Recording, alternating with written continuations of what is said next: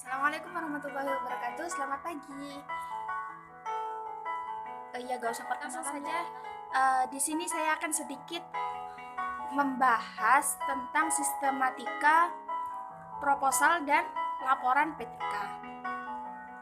Nah, sistematika proposal dan laporan PTK ini ada 3 materi yang akan saya bahas. Yang pertama adalah tata cara penulisan karya ilmiah yang baik dan benar. Yang kedua adalah tata cara pengembangan proposal dan laporan proposal. Dan yang ketiga, dan laporan PTK. Dan yang ketiga adalah sistematika proposal dan laporan PTK. Nah, yang pertama adalah tata cara penulisan karya ilmiah yang baik dan benar. Nah, di sini ada tata letak dan teknik penulisan. Nah, untuk ukuran kertasnya itu memakai kertas HVS A4. Nah, dan untuk tulisannya itu menggunakan Times New Roman. Untuk di halaman judul ya, Times New Roman ukurannya 14. Nah, naskahnya itu diketik di laptop atau di komputer bisa juga. Nah, kalau untuk subbabnya itu memakai ukuran 12, dan kalau untuk footnote atau catatan kakinya itu ukurannya 10. Nah, yang kedua adalah untuk nomor halaman. Nomor halaman ini untuk bagian pembukaan itu bisa diisi dengan Romawi, dan untuk bagian isinya itu bisa diisi dengan menggunakan angka Arab. Halamannya terserah, bisa di tengah, bisa di bawah, bisa di atas, atau kanan kiri itu. Nah, yang kedua adalah teknik penulisan notasi. Apa sih notasi itu?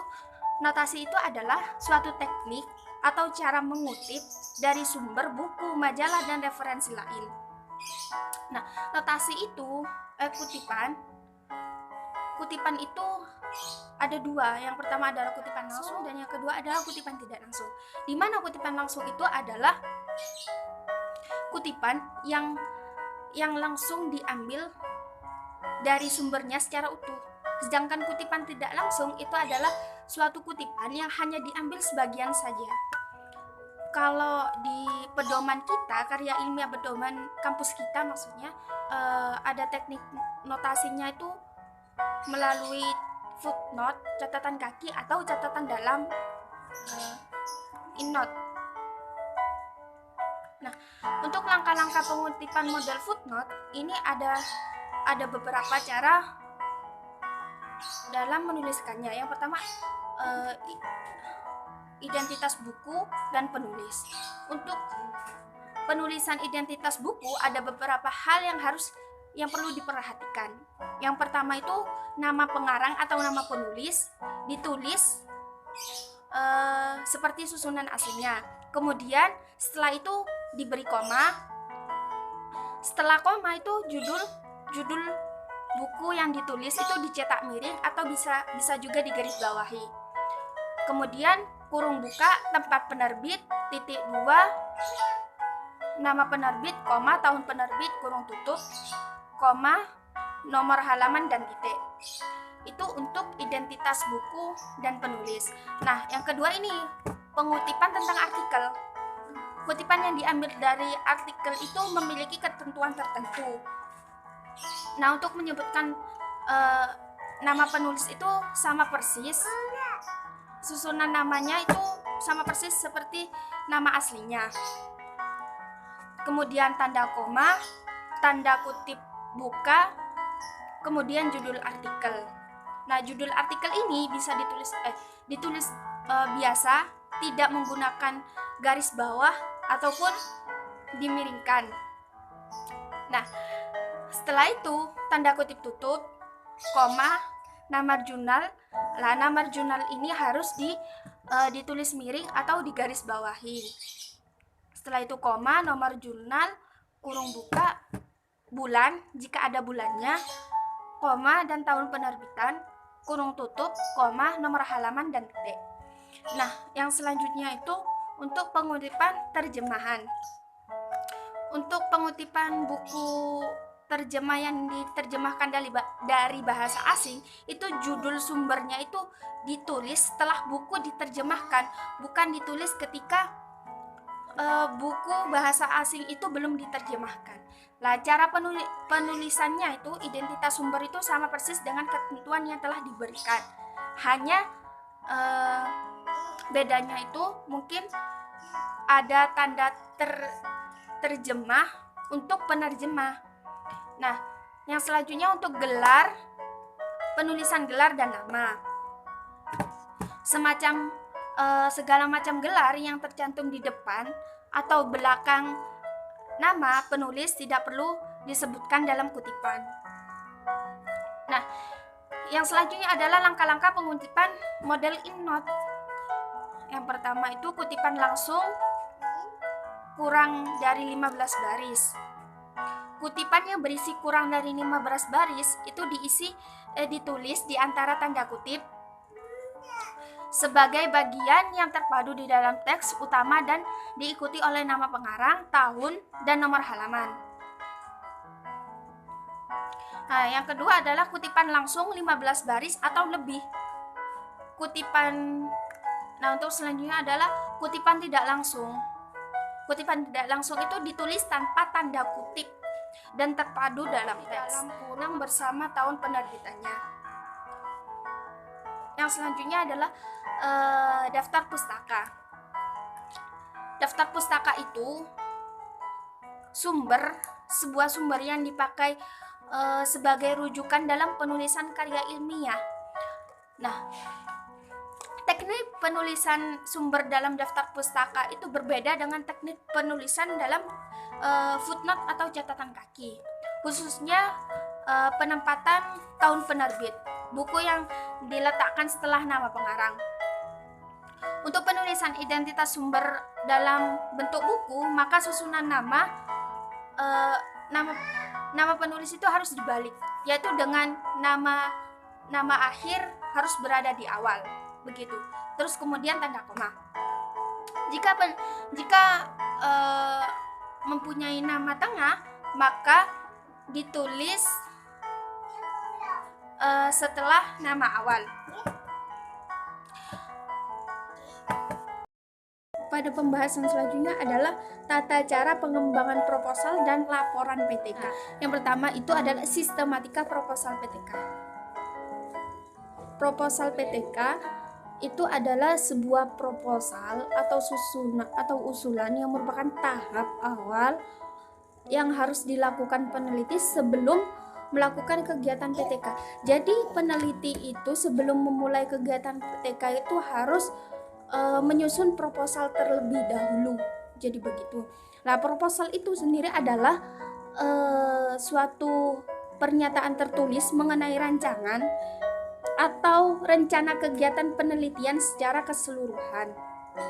Nah, proposal PTK itu dapat memberi arah pada peneliti agar mampu menekan kesalahan yang mungkin terjadi selama penelitian berlangsung. Nah, judul penelitian. Yang dimaksud judul penelitian ini, judul penelitian itu dirumuskan secara singkat dan jelas, namun mampu menggambarkan masalah yang akan diteliti, tindakan perbaikan, hasil yang diharapkan, serta manfaat dan tempat penelitian. Nah, contohnya itu di sini ada di dalam makalah tersebut ada contoh untuk jenjang SMP. Judulnya itu peningkatan keterampilan menulis paragraf bahasa Inggris melalui kolaborasi kamus gambar dan kerja kelompok di kelas 7A SMPN 19 Surabaya. Untuk laporan PTK-nya itu pada bab 1 pendahuluan itu ada latar belakang, ada rumusan masalah dan pemecahan masalah, tujuan dan manfaat penelitian. Nah, pada bab 1 ini yang pertama adalah latar belakang masalah. Nah, latar belakang masalah ini menjelaskan tentang pembelajaran di kelas, proses identifikasi masalah, penyebab timbulnya masalah, serta alasan mengapa masalah itu penting untuk diteliti. Lah, dengan kata lain, bagian yang mengurai tentang latar belakang masalah. Nah, masalah yang diteliti itu harus benar-benar terjadi, juga perlu dijelaskan. Jadi, masalah yang akan diteliti itu benar-benar real dan nyata. Nah, yang kedua adalah perumusan dan pemecahan masalah. Perumusan masalah ini perumusan masalah itu dibuat dalam bentuk tanda tanya. Yang kedua adalah pemecahan masalah. Selanjutnya pada bab 4 itu adalah hasil penelitian dan pembahasan. Nah, hasil penelitian ini menguraikan tentang kondisi awal, deskripsi siklus 1, 2, dan 3. Kita pembahasan hasil penelitian. Nah, pada deskripsi siklus 1, 2, dan 3 ini maksudnya adalah jumlah siklus yang akan dilakukan dalam beberapa pertemuan tiap siklus. Nah, diusahakan ketika kita akan melakukan PTK itu minimal melakukan 3 pertemuan. Nah, tahapan ini itu mengkaji seluruh tindakan yang akan dilakukan selama penelitian. Selama semua telah terkumpul, kemudian dilakukan evaluasi guna untuk menyempurnakan tindakan selanjutnya itu apa, begitu. Nah, jika terdapat masalah dalam proses refleksi, maka dilakukan proses pengkajian ulang melalui siklus berikutnya. Pada bab 5 ini berisi tentang kesimpulan dan saran. Nah, kesimpulan itu sendiri adalah jawaban dari rumusan masalah yang telah kita temukan untuk mencapai tujuan yang ingin kita capai. Selanjutnya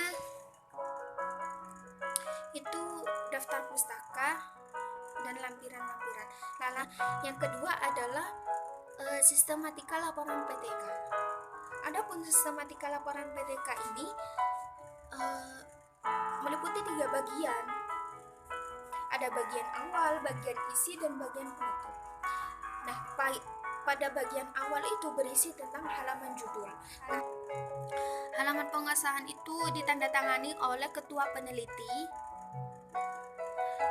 kepala sekolah, dan bimbingan atau pendamping jika ada.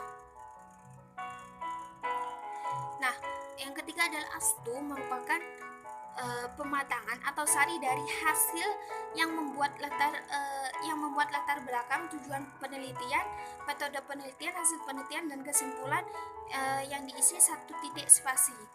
Yang keempat adalah kata pengantar. Terus yang kelima adalah daftar isi, yang keenam daftar gambar, yang ketujuh daftar lampiran, yang kedelapan daftar tabel. Nah, pada bagian isi, yang selanjutnya pada bagian isi ini memuat 5 bab penting, yakni yang pertama pendahuluan, yang kedua adalah kajian pustaka, yang ketiga metodologi penelitian, yang keempat hasil penelitian, dan yang kelima adalah pembahasan serta kesimpulan dan saran. Nah, pada bab pendahuluan itu seperti biasa ada latar belakangnya. Terus yang kedua adalah identifikasi dan pembahasan masalah. Nah, yang ketiga adalah tujuan penelitian, yang keempat itu manfaat penelitian, yang kelima pernyataan penelitian, yang keenam adalah hipotesis tindakan. Nah, hipotesis ini berisi jawaban sementara terhadap masalah yang akan dihadapi sebagai alternatif tindakan yang dipandang paling tepat untuk memecahkan masalah.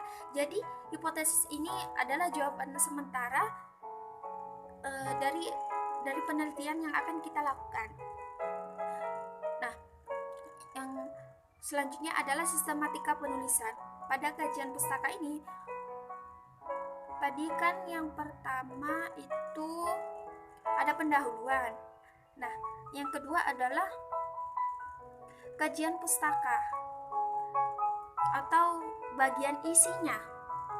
Nah, kajian pustaka ini membahas tentang teori dan empiris yang dilaporkan dalam jurnal, majalah, internet, buku teks, dan laporan penelitian terdahulu, sejalan dengan rumusan dan hipotesis tindakan. adalah yang ketiga adalah metodologi penelitian.